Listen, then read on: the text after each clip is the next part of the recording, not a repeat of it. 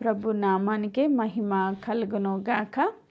ఈ దినము ప్రత్యేకంగా దేవుని యొక్క వాక్య భాగంలో నుంచి గలతీలకు రాసిన పత్రిక 2వ అధ్యాయము, గలతీ పత్రిక 2వ అధ్యాయము 20వ వచనాన్ని నేను చదువుతా ఉన్నాను.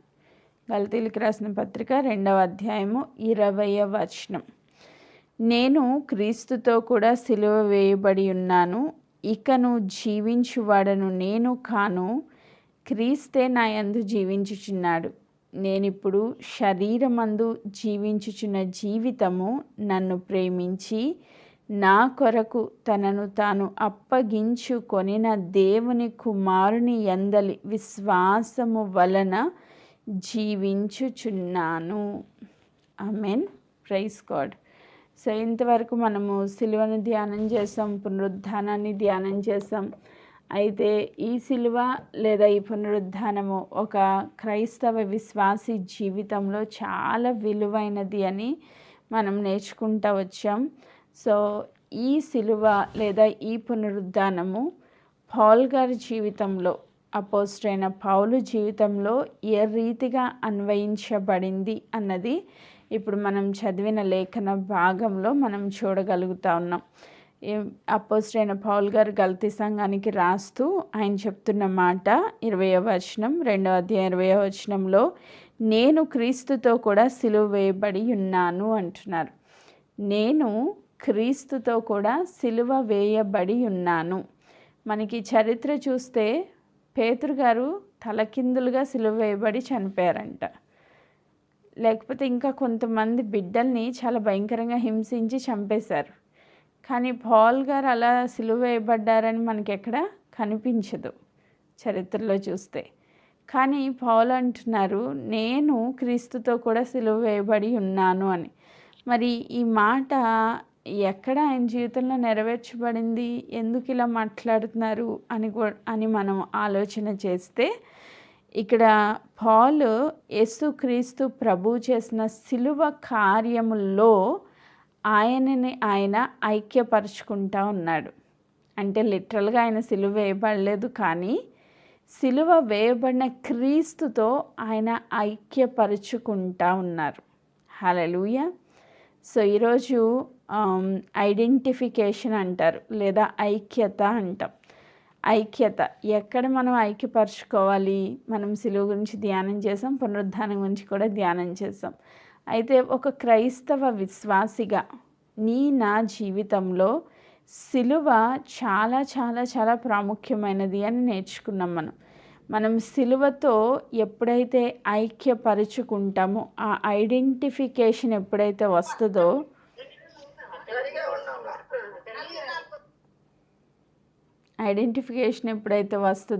అప్పుడు మనకి ఆ సిలువలో ఉన్న శక్తి మన జీవితంలో పనిచేస్తుంది. ఆమేన్. సో ఇప్పుడు సిలువతో మనం ఐక్యపరచుకోవాలంటే ఎట్లా అని గనక మనం చూస్తే, రోమీయులకు రాసిన పత్రిక 6వ అధ్యాయంలో, రోమా పత్రిక 6వ అధ్యాయము 6వ వచనాన్ని నేను చదువుతా ఉన్నా. రోమీయులకు రాసిన పత్రిక 6వ అధ్యాయము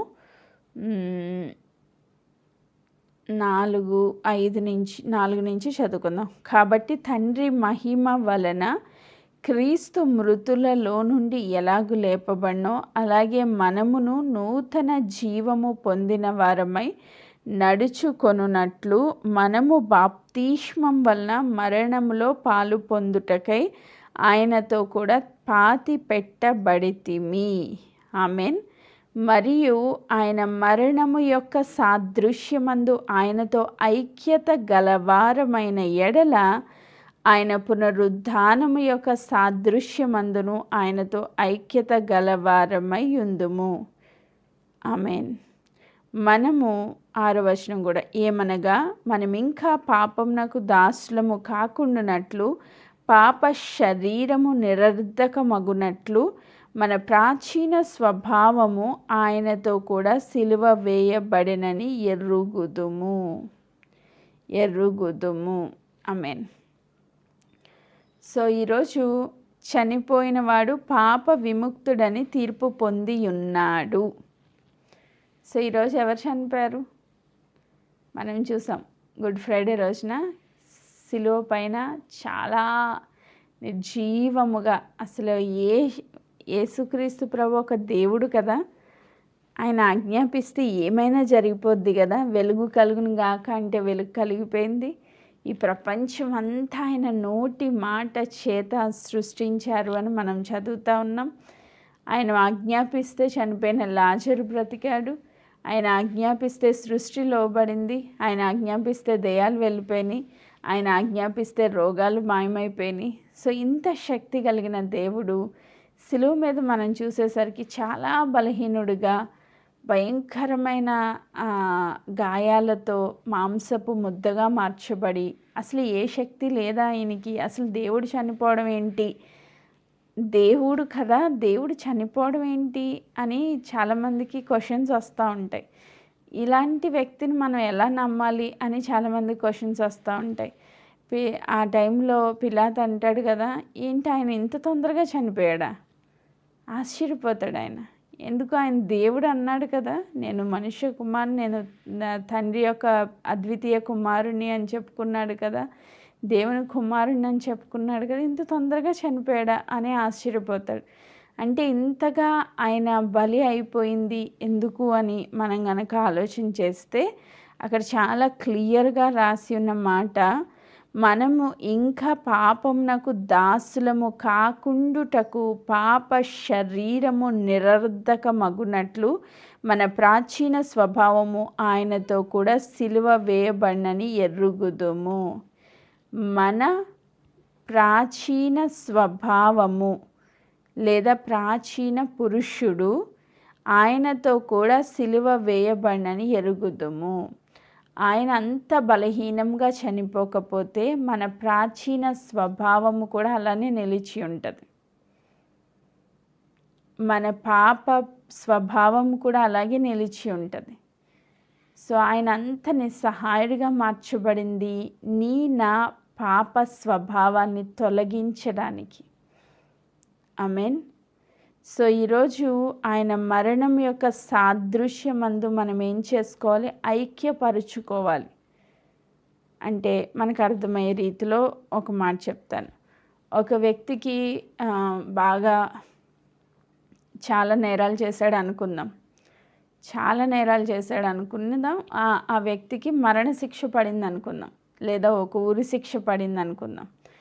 సో గవర్నమెంట్ వాళ్ళు ఆయన తీసుకెళ్ళి ఊరు తీసేశారు. ఇప్పుడు శవం ఉంది. ఇంకేమైనా ఆయనకి శిక్షలు అమలు చేయగలరా? మరణశిక్ష తర్వాత ఇంక ప్రభుత్వం ఏదైనా ఆయన బాడీతో చేయగలదా అంటే ఏమీ చేయలేదు. ఎందుకంటే ఆల్రెడీ ఆయన చనిపోయాడు, ఒక బాడీ మాత్రమే ఉంది. సో ఇంకేం చేయలేడు. అలాగే మనం కూడా సిలువలో యేసుక్రీస్తు ప్రభుతో ఐక్యపరచుకుంటే, ఐడెంటిటీలోనికి కనుక వస్తే, మనము పాపం విషయంలో చనిపోయాం. ఇంకా పాపం మన మీద ఏమైనా ప్రభుత్వం చేయగలదా అంటే ఇంకేమీ చేయలేదు. దాని యొక్క శక్తి యేసుక్రీస్తు ప్రభు నిర్వీర్యం చేశారు, నిరర్ధకం చేశారు. హల్లెలూయా. ఈరోజు పాపానికి నువ్వు చచ్చిన వ్యక్తివి. ఆమేన్. సిలువతో ఐక్యపరచుకోవడం అంటే ఏంటి? సిలువలో నువ్వు చనిపోయావు. ప్రభు చనిపోవడం కాదు, ఆ సిలువలో నువ్వే చనిపోయావు. నీ పాప శిక్ష అంతా వెల చెల్లించబడింది. సో ఈరోజు మరలా ఒకవేళ పాపం వచ్చి నిన్ను ప్రేరేపిస్తే, అంటే శవం దగ్గరికి వెళ్ళి ఒక మంచి కూల్ డ్రింక్ తీసుకెళ్ళి ఇస్తే లేచి తాగుతుందా? ఒక మంచి బిర్యానీ పెడితే తింటుందా? ఒక మంచి పట్టు చీర తీసుకెళ్ళి ఇస్తే కట్టుకుంటుందా? నో. ఇంక నువ్వు ఎంత మంచిది, ఒక మంచి డైమండ్ నెక్లెస్ ఇచ్చినా కూడా శవం లేచి తీసుకోదు. ఎందుకు? అది చచ్చిపోయింది కాబట్టి. దానిలో జీవనం లేదు, ఇంకా అసలు అది దేనికి రెస్పాండ్ అవ్వదు.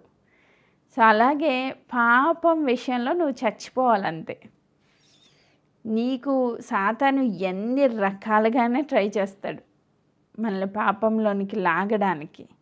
కానీ మనం అర్థం చేసుకోవాల్సిన, సిలువ వైపు చూసినప్పుడు మనకు అర్థం అవ్వాల్సింది ఏంటంటే, ఈ పాపం విషయంలో నేను చచ్చిపోయాను, ఇంకెంత మాత్రము అది నేను చేయకూడదు.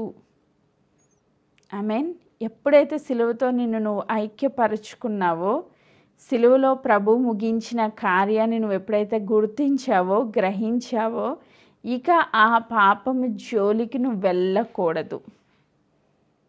ఆమేన్. మనం డిసైడ్ అయ్యామనుకోండి, ఏమైనా చేయగలం. ఆమేన్. మనిషి ప్రాబ్లం ఏంటంటే డిసైడ్ అయ్యే వరకునే ప్రాబ్లం. మనం డిసైడ్ అయితే ఏదైనా చేయగలం. హల్లెలూయా. ఎలాంటి సిచ్యువేషన్స్ అయినా మనం హ్యాండిల్ చేయగలం. ఎందుకంటే మనలో పరిశుద్ధాత్మ దేవుడు ఉన్నారు కాబట్టి, ఆ శక్తిని ఆయన ఇస్తారు కాబట్టి. సో ఫస్ట్ ఆఫ్ ఆల్ నువ్వు నీ హృదయాన్ని దేవునితో ఐక్యపరచుకుంటే, ఎస్, క్రీస్తు నా కొరకు చనిపోయారు, ఈ పాపం విషయంలో క్రీస్తులో నేను చనిపోయాను అని నువ్వు గుర్తించగలిగితే, గ్రహించగలిగితే, ఆత్మలో పరిశుద్ధాత్మ దేవుని యొక్క సన్నిధిలో నువ్వు రక్షణ పొందిన బిడ్డవి అని గ్రహించగలిగితే, మరలా ఆ పాపం తట్టు నువ్వు ఎట్టి పరిస్థితుల్లో తిరగవు. అది కోపం అయి ఉండొచ్చు, అహంకారం అయి ఉండొచ్చు, లేకపోతే అబద్ధాలు చెప్పే స్వభావం అయి ఉండొచ్చు, లేకపోతే ఇంకొకరిని మోసం చేయడం అయి ఉండొచ్చు, వేరే వాళ్ళని ద్వేషించడం అయి ఉండొచ్చు, కుటుంబాల మధ్యలో ఐక్యత లేకపోవడం ఎలాంటి శరీర క్రియ అయినప్పటికీ దాని విషయంలో నువ్వు చచ్చిపోయావు. హల్లెలూయా.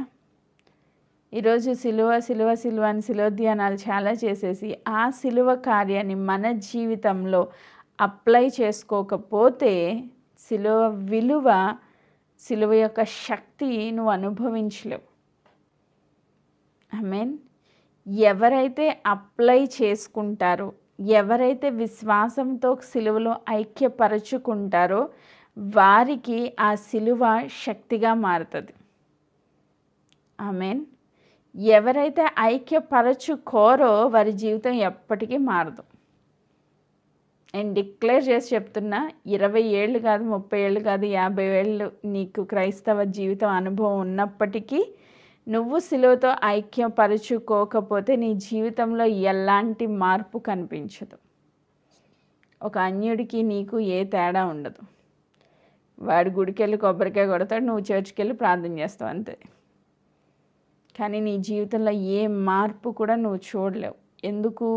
నువ్వు సిలువతో ఐక్యపరచుకోవడం లేదు కాబట్టి. ఆమేన్. నమ్ముట నీ వల్ల అయితే నమ్మువానికి సమస్తము సాధ్యమే.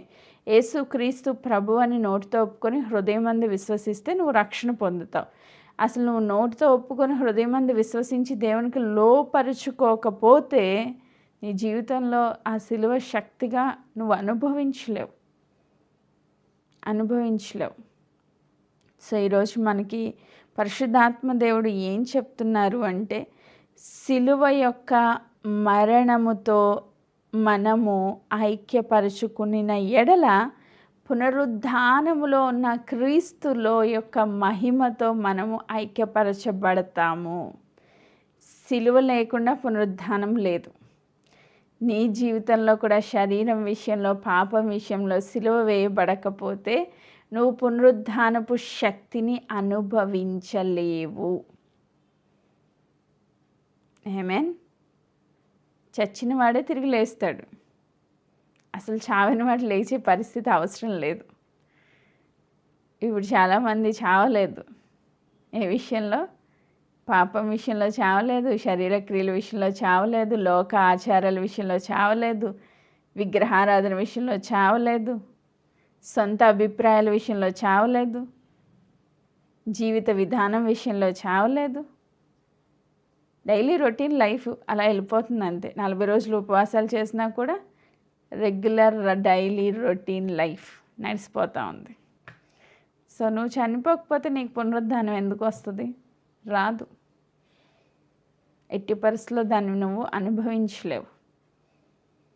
సో ఈరోజు పౌలు భక్తుడి ద్వారా పరిశుద్ధాత్మ దేవుడు మనకి చెప్తున్న మాట, నువ్వు చనిపోతేనే పాపం విషయంలో నువ్వు పునరుద్ధానాన్ని అనుభవించగలుగుతావు. ఆమేన్. సో దీన్ని మనం బలంగా మన హృదయాల్లో ముద్రించుకున్నాం. రెండవ మాట, గలతీయులకు రాసిన పత్రిక 2వ అధ్యాయం 20వ వచనం, నేను క్రీస్తుతో కూడా సిలువ వేయబడి ఉన్నాను. ఉన్నాను అంటే ఆల్రెడీ డన్, జరిగిపోయింది. సిలువ వేయబడి ఉన్నాను, ఇకను జీవించువాడను నేను కాదు. ఒకవేళ నువ్వు సిలువ వేయబడి ఉంటే ఇకను జీవించువాడను నేను కాదు. అంటే మొదటిగా నువ్వు సిలువతో ఐక్యపరుచుకుంటే రెండవదిగా ఏం జరుగుతుందంట,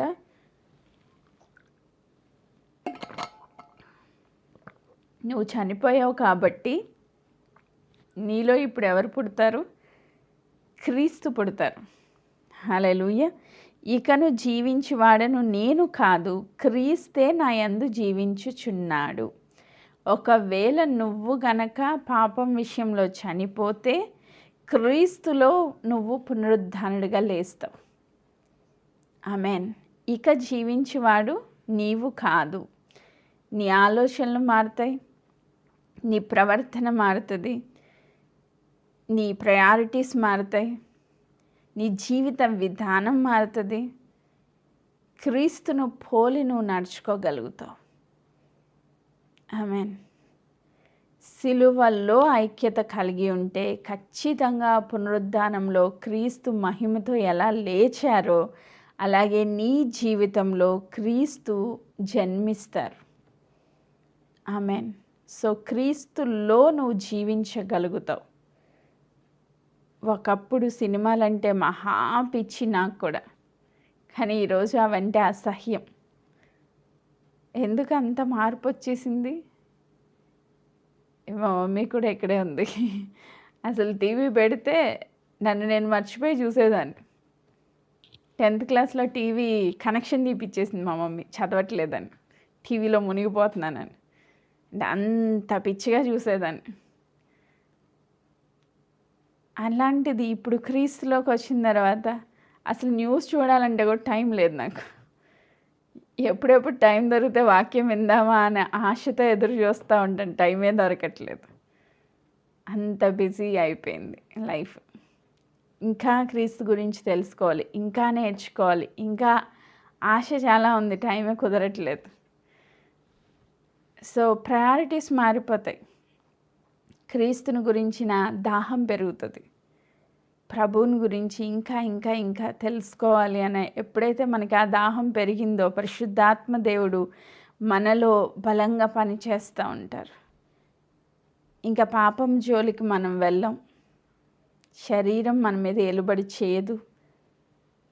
ఆ విషయంలో మనం చచ్చిన వాళ్ళంగానే ఉంటాం. క్రీస్తులో నూతన జీవంతో క్రీస్తును పోలి ఆయన ఎలాంటి కార్యాలు చేశారు, ఇప్పుడు నేను ఎలాంటి కార్యాలు చేయాలి, ఆయన ఎలా సువార్త ప్రకటించారు, ఇప్పుడు నేను ఎలా ప్రకటించాలి, ఆయన ఎలా ప్రార్థన చేశారు, ఇప్పుడు నేను ఎలా ప్రార్థన చేయాలి, ఇది పెరిగిద్ది అన్నమాట. ఆలోచన విధానం మొత్తంగా మార్చబడుతుంది. ఆమేన్. ఇప్పుడు ఏమైందంట, ఇకను జీవించువాడని నేను కాదు, క్రీస్తే నా యందు జీవించుచున్నాడు అని చెప్తూ కొలస్సీలకు రాసిన పత్రిక ఒక మాట చదువుకుందాం. చూడండి, కొలస్సీలకు రాసిన పత్రిక 1వ అధ్యాయము 27వ వచనాన్ని నేను చదువుతున్నా. కొలస్సీ 1:27. అన్యజనులలో ఈ మర్మం యొక్క మహిమ ఐశ్వర్యము ఎట్టిదో అది అనగా మీ యందు క్రీస్తు మహిమ నిరీక్షణ అయి ఉన్నాడను సంగతి దేవుడు తన పరిశుద్ధులకు తెలియపరచగోరి ఇప్పుడు ఆ మర్మం వారికి బయలుపరచెను. ఆమేన్. ఇక్కడ ఏం చెప్తున్నారు, అన్యజనులలో ఈ మర్మం యొక్క మహిమైశ్వర్యము ఎట్టిదో మీ యందున్న క్రీస్తు మహిమ నిరీక్షణ అయి ఉన్నాడు అన్న సంగతి దేవుడు తన పరిశుద్ధులకు తెలియపరచగోరి ఇప్పుడు ఆ మర్మమును వారికి బయలుపరచాడు. అన్యజనులలో క్రీస్తు ఎలా ఉన్నారంట, మహిమ ఐశ్వర్యంగా మార్చబడ్డారు. ఈరోజు క్రీస్తు నీలోనికి వస్తే ఆ మహిమ నీలో ఉంటుంది. ఆమేన్. నువ్వు నేను ఎవరు అంటే దేవుని ఆలయాలం. ఆమేన్. నువ్వు ఆలయముగా మార్చబడితే ఆయన వచ్చి నీలో నివసిస్తారు. నువ్వు అప్పుడు ఎలా మార్చబడతావు అంటే మహిమగా మార్చబడతావు. యేసుక్రీస్తు ప్రభు శరీరము చనిపోయి నిర్జీవంగా పడి ఉంది. ఆయన ఆత్మ కార్యం ముగించిన తర్వాత 3వ దినాన్ని ఆ బలహీనమైన శరీరంలోనికి ఆయన ఆత్మ ప్రవేశించింది. ఇప్పుడు ఆ శరీరం ఎలా మార్చబడింది? మహిమ గల శరీరంగా మార్చబడింది. ఇప్పుడు ఆ శరీరంలో గాయాలు బాధించట్లేదు ఆయన్ని. అంతకుముందు బాధ ఉంది, వేదన ఉంది, ముండ్ల కిరీటం నొప్పి ఉంది, మేకులు భయంకరమైన నొప్పి ఉంది. ఇప్పుడు మనకి ఏదైనా దెబ్బ తగిలింది అనుకోండి, అది వారం పట్టినా తగ్గడానికి 2 వారాలు పట్టినా అది నొప్పి ఉంటుంది కంప్లీట్గా తగ్గేంత వరకు. కానీ ఎప్పుడైతే శుక్రవారం రోజున ఆయన మరణించారు, ఆదివారం ఉదయకాలం వెళ్ళి తిరిగి లేచారు. 1 డేలో ఆ శరీరం ఏమైపోయింది? ఆ బాధాయుక్తమైన శరీరం, బలహీనమైన శరీరం, గాయపరచబడిన శరీరం ఇప్పుడు బలమైన శరీరంగా, మహిమగల శరీరంగా, శక్తితో నింపబడింది. ఇప్పుడు ఏమాత్రం ఆ శరీరంలో నొప్పి లేదు, బాధ లేదు, బలహీనతలు లేవు. అందుకే ప్రార్థన చేసినప్పుడు ప్రభువా నీ పునరుద్ధానపు శక్తి నాకు కావాలని ప్రార్థన చేయండి. ఆ పునరుద్ధానపు శక్తి ఎప్పుడైతే పొందుకున్నామో, ఆ మహిమతో ఎప్పుడైతే మనం నివసిస్తూ ఉన్నామో, మన శరీరంలో కూడా ఏ బలహీనత మనల్ని ఏలుబడి చేయదు. ఆమేన్. ఏది మనల్ని ఆపలేదు. దీనికి ఒక బెస్ట్ ఎగ్జాంపుల్, ఇది మనకు అర్థమవడం కోసం చెప్తా ఉన్నాను. డాక్టర్స్ ఆపరేషన్స్ చేసినప్పుడు గ్లౌస్ వేసుకుంటారు కదా, తెలుసు కదా అందరికీ గ్లౌస్. సో వాళ్ళు డైరెక్ట్ చేత్తో పట్టుకోకుండా గ్లౌస్ వేసుకుంటారు. ఇప్పుడు ఒక గ్లౌ తీసుకున్నాం అనుకోండి, అది మామూలుగా ఉన్నప్పుడు అంటే దాంట్లో చేయి పెట్టలేనప్పుడు అది చాలా బలహీనమైంది. ఆ గ్లౌ ఏదైనా పని చేయగలదా అంటే ఏం చేయలేదు. ఎప్పుడైతే దాని లోపలికి డాక్టర్ చేయి వెళ్ళిందో, ఇప్పుడు అది ఎలా మారింది? బలమైనదిగా మారింది. అది ఏమైనా చేయగలదు, ఆపరేషన్స్ చేయగలదు, ఏమైనా చేయగలదు. ఇప్పుడు ఆ గ్లవ్ ఎవరంటే మనం అన్నమాట. మనలోనికి క్రీస్తు ఎప్పుడైతే వచ్చారో, వ్యర్థంగా పడి ఉన్న మనము బలవంతులుగా మార్చబడతాం, బలహీనులుగా ఉన్న మనము శక్తివంతులుగా మార్చబడతాం. సో నీలో ఆ మహిమ ఎప్పుడైతే వచ్చిందో, క్రీస్తు నీలోనికి ఎప్పుడైతే వచ్చారో, నువ్వు అద్భుతంగా ఈ లోకంలో ఆయన సాక్షిగా, ఆయన మహిమైశ్వర్యము ఎంత గొప్పదో ఈ లోకానికి నువ్వు చూపించగలుగుతావు. అన్య జనులలో ఆయన మహిమ ఎంత గొప్పదో ఆ మర్మాన్ని ఇప్పుడు దేవుడు రివీల్ చేశారు. హల్లెలూయా. నువ్వు దేవుణ్ణి అంగీకరిస్తే, నువ్వు సిలువ విషయంలో నువ్వు సాదృశ్యంలో ఆ సిలువకు నేను అప్పగించబడ్డాను అని నువ్వు ఎప్పుడైతే నమ్ముతావో, క్రీస్తే నా కొరకు సిలువ వేయబడ్డారు అని ఎప్పుడైతే గ్రహించగలుగుతావో, నా కోసం ప్రభు పునరుద్ధరణగా లేచారని ఎప్పుడైతే నువ్వు గ్రహించగలుగుతావో, వెంటనే నీలోనికి క్రీస్తు వస్తారు. అందుకే పౌలు గారు అంటున్నారు, ఇక నువ్వు జీవించేవాడు నేను కాదు, నాలో క్రీస్తు ఉన్నాడు. అంటే ఆ గ్లౌ లోపల చెయ్యి ఎలాగుందో అలాగే నీ లోపల క్రీస్తు ఉన్నాడు. ఆమేన్. మన ఆత్మలో ఆయన ఐక్యపరచబడి ఉన్నాడు. సో ఎప్పుడైతే ఆయన మహిమను మనం గ్రహిస్తామో, ఖచ్చితంగా ఈ లోకంలో బలవంతులుగా, పునరుద్ధానులుగా మనం జీవించగలుగుతాం. ఆమేన్. ఇది 2వ మాట. 3వ మాటకి వెళ్దాం. సో మొదటిది క్రీస్తుతో పాటు సిలువ వేయబడాలి. 2వది ఇక జీవించువాడని నేను కాదు, క్రీస్తే నా యందు జీవించుచున్నాడు. 3వ మాట గలతీయులకు రాసిన పత్రిక 2వ అధ్యాయం 20వ వచనం కంటిన్యూ చేస్తే, నేనిప్పుడు శరీరమందు జీవించుచున్న జీవితము నన్ను ప్రేమించి నా కొరకు తనను తాను అప్పగించుకొనిన దేవుని కుమారుని యందలి విశ్వాసము వలన జీవించుచున్నాను. సో మన జీవితము ఎలా ఉండాలంట? విశ్వాసముతో జీవించాలి. ఆమేన్. విశ్వాసం అంటే ఏంటి? కంటికి కనిపించని దానిని నువ్వు నమ్మడమే విశ్వాసం. కనిపించేదాన్ని ఎవడైనా నమ్ముతాడు, అంతే కదా. సో ఈరోజు నీ కంటికి ప్రభు కనిపించట్లేదు, కానీ నువ్వు విశ్వసిస్తున్నావు. నువ్వు నమ్మితే దేవుని మహిమను చూస్తావు.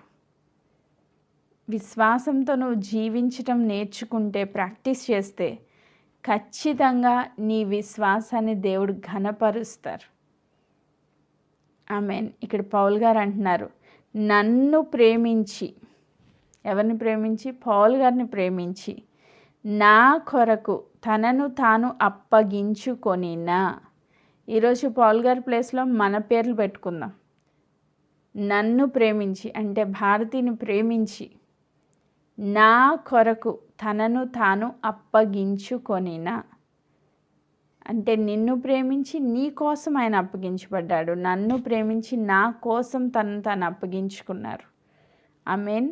ఆ దేవుని కుమారుని యందలి విశ్వాసం ద్వారా జీవిస్తున్నాడంట ఆయన. నా జీవితంలో కూడా అదే విశ్వాసంతో మనము జీవించాలి. ఆమేన్. ఈ జీవితం ఎందుకు మనం బ్రతుకుతున్నాము అంటే విశ్వాసము ద్వారా బ్రతుకుతున్నాం. నీతిమంతుడు ఎలా బ్రతుకుతాడంట? నీతిమంతుడు విశ్వాస మూలముగా జీవించును. ఆమేన్. నువ్వు ప్రభుయందు విశ్వాసంతో నీ అంతము వరకు జీవించాలి. సిలువయందు విశ్వాసంతో జీవించాలి. నీ కోసం తను అప్పగించుకున్న దేవునికి విశ్వాసముతో నువ్వు జీవించాలి. దేవుని యందు విశ్వాసంతో, దేవుని కొరకు నువ్వు విశ్వాసంతో జీవించాలి. ఆమేన్. నీ కోసం నువ్వు కాదు, నీ కొరకు అప్పగించుకున్న ప్రభు కోసం నువ్వు జీవించాలి.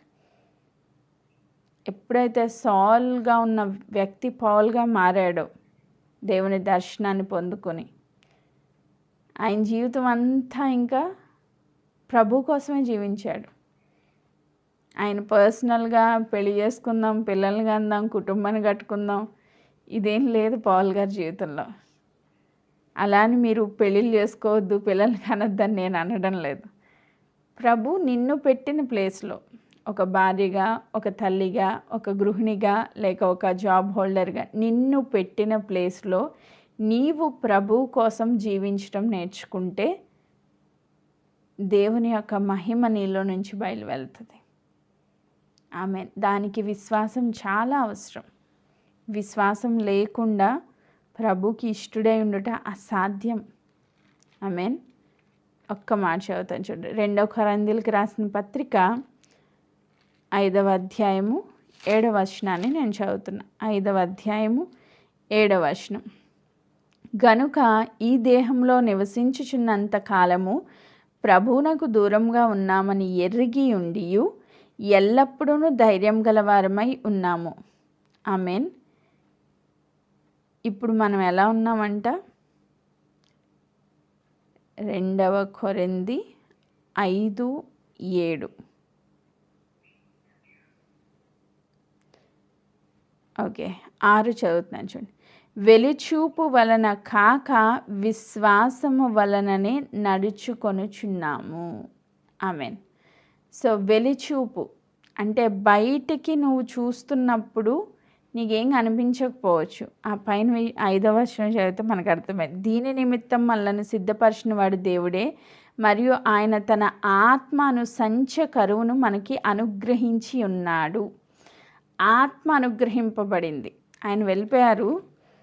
ఆయన వెళ్ళిన తర్వాత 10 దినాలు కనిపెట్టినప్పుడు ఆది అపోస్తుల పైన పరిశుద్ధాత్ముడు కృమ్మరించబడ్డారు. ఇప్పుడు బాప్తిస్మం పొంది యేసుక్రీస్తు ప్రభు నామమందు విశ్వాసం ఉంచి ఆయన శిలువతో ఐక్యపరచుకుని ఆయనకి మన జీవితాన్ని అప్పగించుకున్న ప్రతి ఒక్కరిలోనికి ఈ ఆత్మ అనే సంచు కరువు అనుగ్రహించబడింది.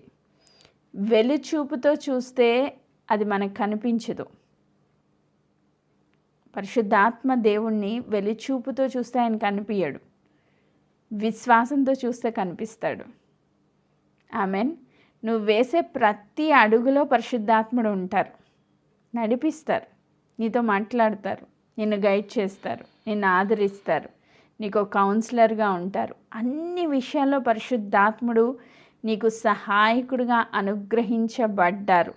కానీ ఆయన ఎలా నువ్వు గుర్తించాలి అంటే వెలిచూపుతో గుర్తించలేవు, కానీ విశ్వాసంతో గుర్తించగలుగుతావు.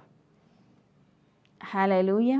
అందుకే రోమా 8:11 మనం చదివాం, క్రీస్తును మృతుల్లో నుంచి లేపిన అదే ఆత్మ మనలను కూడా జీవింపజేయుచున్నాడు. ఆమేన్. ఆ ఆత్మ కలిగిన వారముగా మనం ఏం చేయాలంట? విశ్వాసముతో మన జీవితాల్ని ప్రభుకి అంకితం చేసుకుని మనం ముందుకు కొనసాగాలి. ఈ 40 days అయిపోయింది కదా, ఇక్కడి నుంచి నా డైలీ రొటీన్ నాదే అనుకున్నట్లుగా మీ సొంత జీవితంలో మీ ఇష్టానుసారంగా వెళ్ళిపోవద్దు. ఇంతవరకు ఎంత విశ్వాసంతో మనం జీవించామో, ఎంత దేవునికి అతి సమీపంగా వచ్చామో, ఏం నేర్చుకున్నామో దాన్ని మన జీవితంలో ఇంప్లిమెంట్ చేసుకుంటూ నువ్వు క్రీస్తు శిలువతో ఐక్యపరచబడి ఇక జీవించుచున్నది నేను కాదు, క్రీస్తే నాలో జీవిస్తున్నాడని ఆయనకు అప్పగించుకొని ప్రేమతో, బలవంతంగా కాదు. ఒక వ్యక్తి అప్పగించుకోవడం అనేది బలవంతంగా చేయొచ్చు, ఇష్టపూర్వకంగా చేయొచ్చు. భార్యాభర్తల మధ్యలో మంచి ప్రేమ ఉందనుకోండి, వాళ్ళు ఈజీగా లోబర్చబడతారు ఒకరికొకళ్ళు.